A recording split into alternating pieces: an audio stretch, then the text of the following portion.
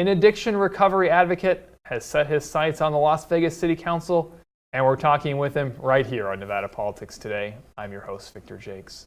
Dave Marlon is the former vice president of American Addiction Centers and founded Solutions Recovery, Nevada's largest treatment center.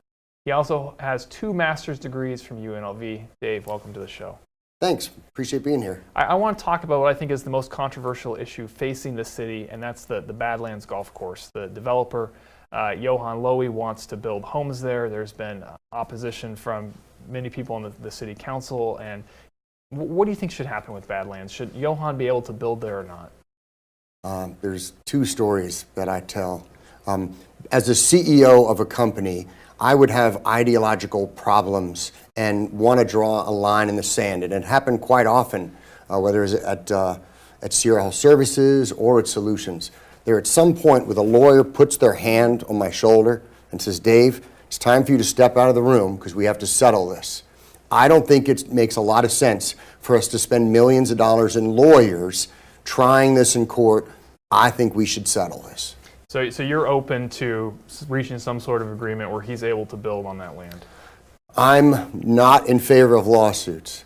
Now, well, he sued the city for $250 million, so. He did. I also recognize that's not in my ward, and there is a city councilman who does represent that ward, and what I'm going to expect is that whether it's Steve Soroka or if he's recalled and it's a different city council person, whoever it is, I would expect to lean very heavily on their opinion, just like if there's a Ward 1 issue and I'm advocating for our residents, that they would listen to me. So, I mean, the issue comes up before the whole city council. I mean, this is a $250 million lawsuit that would affect residents of all the wards, including yours. I mean, don't your potential voters, the people you're going to represent, deserve to know how you're going to vote on this when it comes up? I think they deserve to know that I've been a CEO for 23 years. And as a CEO, I use the money that we've collected in revenue in a really responsible way.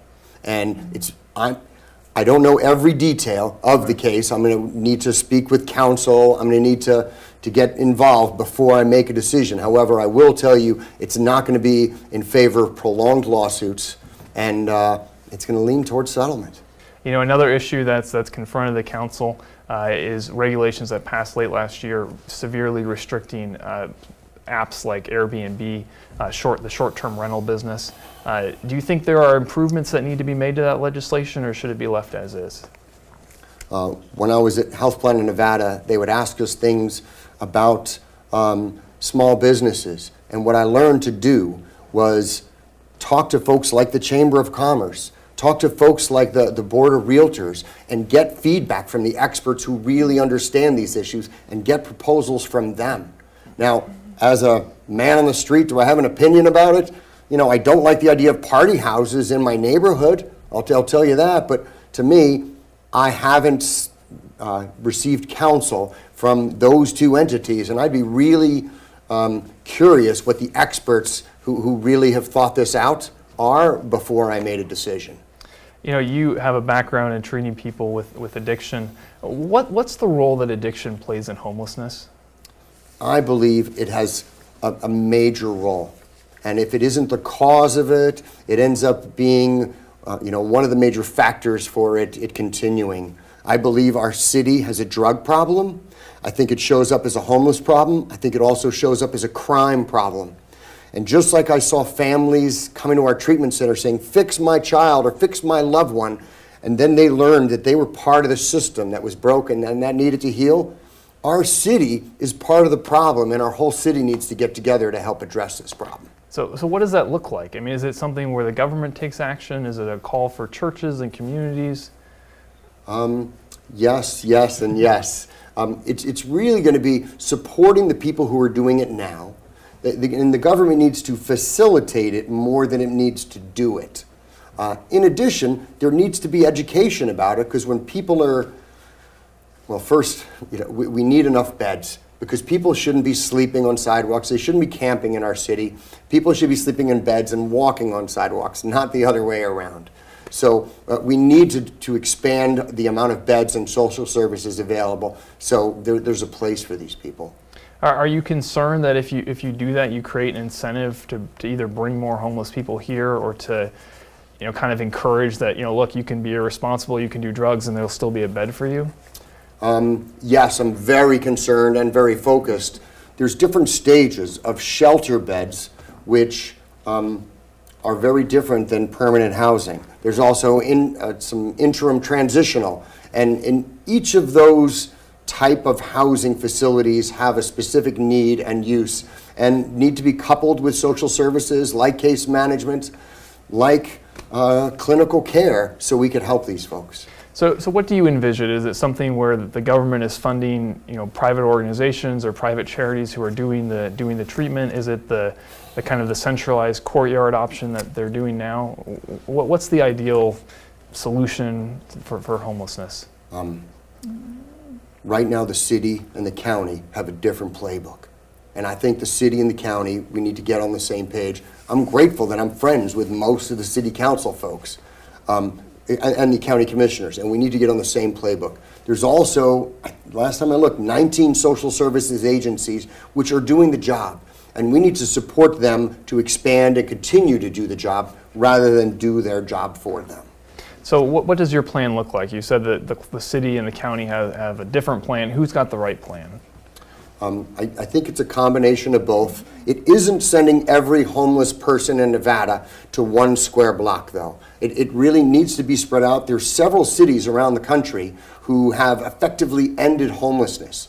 So to me, rather than coming up and inventing the best mousetrap, I want to utilize one of the models in some other successful cities here, spreading it out, using the current social services, then having a public relations campaign to communicate with members of the community that when you give a $10 bill to someone who's panhandling on the corner, most of the time that's going to a drug dealer.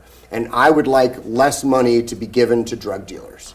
Another issue that's happening right now is the issue of affordable housing. People are concerned about the increases in rents and the cost of housing. There's been a legislative proposal to allow city governments to enact rent control proposals. Is that something you'd favor? That's a tough one.